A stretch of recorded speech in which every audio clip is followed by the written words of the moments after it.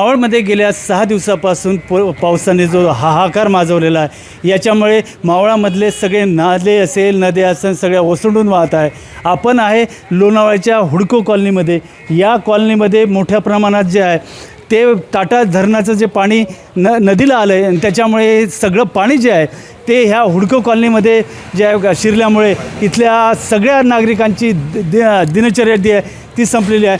दैना झालेली आहे इथल्या लोकांची. यांच्या घरात पाणी गेल्यामुळे सगळं पाणी जे आहे ते घरात गेल्यामुळे ते सगळं चिखल झाला आहे. गेले 2 ते 3 दिवस झाले हे चिखल काढण्याचा प्रयत्न करतात, मात्र अजूनही हा चिखल बाजूला केल्याचा अजूनही काही नाही. ताई, काय सांगणार, कशा पद्धतीने इथं परिस्थिती होती? फार बिकट परिस्थिती आहे. अनाऊन्समेंट झाल्यानंतर भयंकर सगळ्या लोकांना खूप त्रास झाला आणि आधी गुडघ्यापर्यंत पाणी होतं आणि अचानक इथपर्यंत पाणी आलं. सगळे त्रासलेले, सगळ्यांना खूप त्रास झाला. ह्या कुठली नदी आहे त्याचं पाणी ह्या हुडको कॉलनीमध्ये आलं? इंद्रायणी नदी पात्र आहे.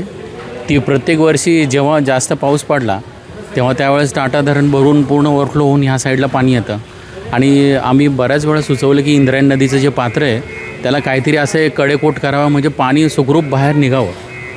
पण ठीक आहे, आता जे काय झालं सर, काय घरातलं नुकसान झालं? तू गाद्या असेल काय? भरपूर फर्निचर झाले, सगळे भरपूर काय नुकसान झालं. काल खूप काय फेकून दिलं. काय नुकसान झालं?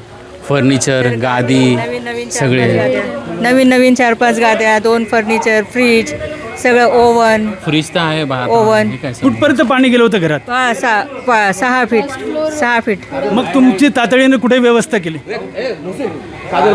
नाही, कुठेच व्यवस्था नाही, काहीच व्यवस्था नव्हती. नगरपालिकेकडून काही मदत तुम्हाला?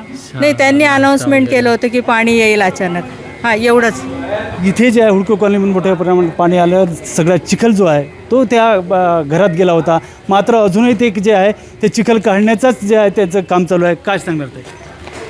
जेव्हा आम्ही इकडे पूर संपल्यानंतर आले होते तर सगळीकडे खूप इकडे तिकडे पसरलेलं होतं. घरात आमचा एक न्यू बेड पण होता, म्हणजे न्यूच आणलं होतं इथे आणि किचन साईडला ठेवलं होतं. तो पूर्ण खराब झाला आणि ते पण आम्हाला टाकायला लागलं. आणि खूप काही, जी आमची टी व्ही पण होती जी चालायची बरोबर, ते पण आम्हाला टाकावं लागलं कारण की भिजून ते पण. आणि जो फ्रीज आहे तो पण खाली होता कारण की ऑल ऑफ अ सडन आपण एकसाथ सगळं काही उचलून वरती नाही घेऊ शकत.